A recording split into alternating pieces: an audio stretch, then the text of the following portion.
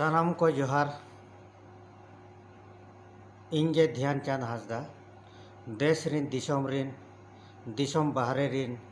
दिसोम मुचे रिन खेरवाड़ सावता रिन आयो बाबा गड़म हड़ाम गड़म बुढ़ी बाबू बिट्टी सानाम को के पाले मेना बोना अड़ी नपाय रेगे अड़ी दिन पोरे वीडियो लिंग एमिया चेदा से टाइम को उनका बाय हुई दड़ेया ओना खातिर वीडियो दो ना अड़ी दिन पोरे ना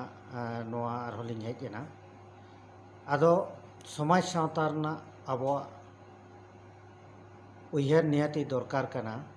नोआ कोली नेल बड़ाया नितो अड़ीगान गे समाज सावता रे आगाम कथा से नागाम कथा उयहर दो बनु अंताबोना नागाम कथा आबो उयहर दरकार मिटंग आबो ओड़ा खन बन उडुकुआ सगुन चिकाते बन न्यामा ओकार न्यामोआ सगुन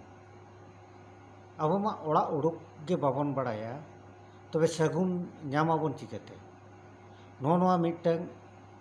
अड़ीगान तलाश बड़ा कते नोआ मिटंग लिंग बड़ाय काते नोआ गे आबो दिसोम हर ठेन ना लिंग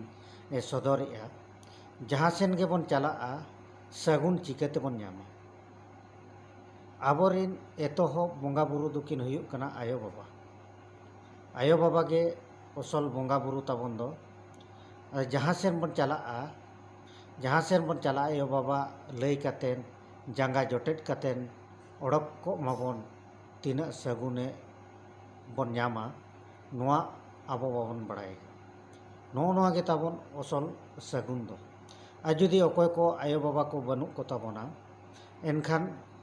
पहिल जुग रे ताहे कना आड़ा पही करे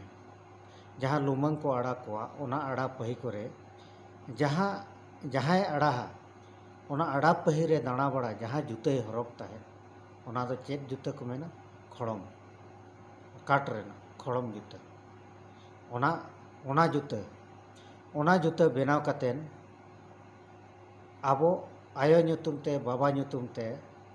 ओना जहाँ रे बन बैसोमा आर ओना जोटेट कातेन गे जहाँ रिन आयो बाबा को ना बनु को ओना जोटेट कातेन आबो बन ओडक चलाक मा ओना गे आबो सगुन बन न्याम नोआ गे सगुन ओड़ा ओडक रेना प्रथम सगुन दो हुयुक कना ओना आयो बाबा जांगा जोटेट कातेन ओडक ओना गे प्रथम सगुन ताबन दो आदो नोआ को नागाम कथा अड़ी नपाया मेना ताबोना आरहों अड़ी गहिर कथा मेना ताबोना आबो एतोहब खन नोआ बाबन साब इदि लेखान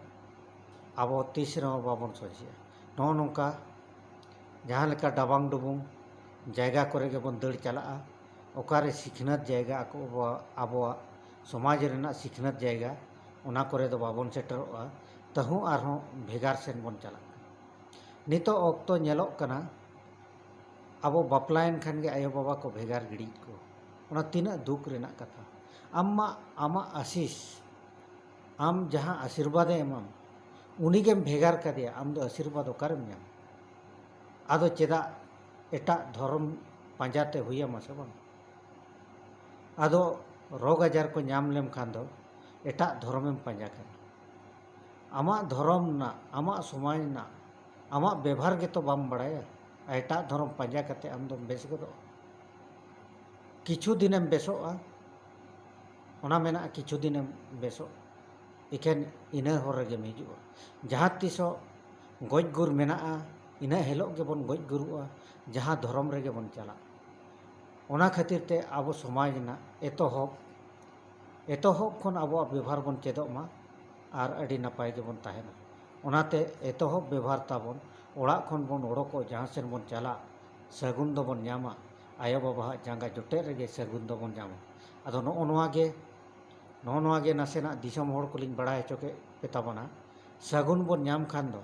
आपे नौका कमी ताबन पे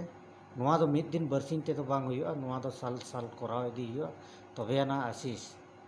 जहाँ लेका भाग्य रेखा मेना कपाल लिखन मेना ओना दो ओका लेकाम कमिया उनका गे बेनाव इदिया नोआ हो ओका लेकाम व्यवहार उनका गेम ताहेना ओना खातिर ᱱᱚᱣᱟ ᱱᱤᱦᱟᱹᱛᱤ ᱫᱤᱥᱚᱢ ᱦᱚᱲ ᱠᱚ ᱵᱮᱵᱷᱟᱨ ᱛᱟᱵᱚᱱ ᱯᱮ, ᱟᱨᱦᱚᱸ ᱟᱹᱰᱤ ᱨᱚᱠᱚᱢᱟᱜ ᱟᱵᱚ ᱥᱚᱢᱟᱡᱽ ᱨᱮ ᱵᱮᱵᱷᱟᱨ ᱢᱮᱱᱟᱜ ᱛᱟᱵᱚᱱᱟ, ᱚᱱᱟ ᱠᱚ ᱵᱟᱲᱟᱭ ᱠᱟᱛᱮᱫ ᱚᱱᱠᱟ ᱵᱮᱵᱷᱟᱨ ᱛᱟᱵᱚᱱ ᱯᱮ, ᱪᱮᱫᱟᱜ ᱵᱮᱥ ᱨᱮ ᱵᱟᱵᱚᱱ ᱛᱟᱦᱮᱱᱟ, ᱡᱚᱛᱚ ᱜᱮ ᱵᱮᱥ ᱨᱮᱵᱚᱱ ᱛᱟᱦᱮᱱᱟ᱾ ᱟᱫᱚ ᱡᱟᱹᱥᱛᱤ ᱵᱟᱝ ᱢᱮᱱ ᱠᱟᱛᱮᱫ ᱡᱟᱦᱟᱸ ᱞᱤᱧ ᱞᱟᱹᱭ ᱠᱮᱜᱼᱟ ᱱᱚᱣᱟ ᱠᱚ ᱩᱭᱦᱟᱹᱨ ᱟᱹᱪᱩᱨ ᱠᱟᱛᱮᱫ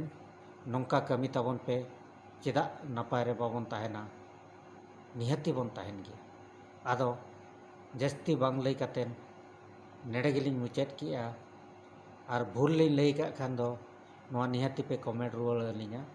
ᱟᱹᱞᱤᱧᱟᱜ ᱩᱭᱦᱟᱹᱨ ᱛᱮ ᱵᱟᱲᱟᱭ ᱛᱮ ᱡᱟᱦᱟᱸ ᱞᱤᱧ ᱵᱟᱲᱟᱭ ᱠᱟᱜᱼᱟ ᱚᱱᱟ ᱜᱮᱞᱤᱧ ᱞᱟᱹᱭ ᱥᱚᱫᱚᱨ ᱠᱮᱜᱼᱟ᱾ ᱟᱫᱚ ᱴᱷᱤᱠ ᱜᱮᱭᱟ ᱛᱚᱵᱮ, ᱢᱟ ᱛᱚᱵᱮ ᱥᱟᱱᱟᱢ ᱠᱚ ᱟᱹᱞᱤᱧ ᱯᱟᱥᱴᱟ ᱠᱷᱚᱱ ᱡᱚᱦᱟᱨ᱾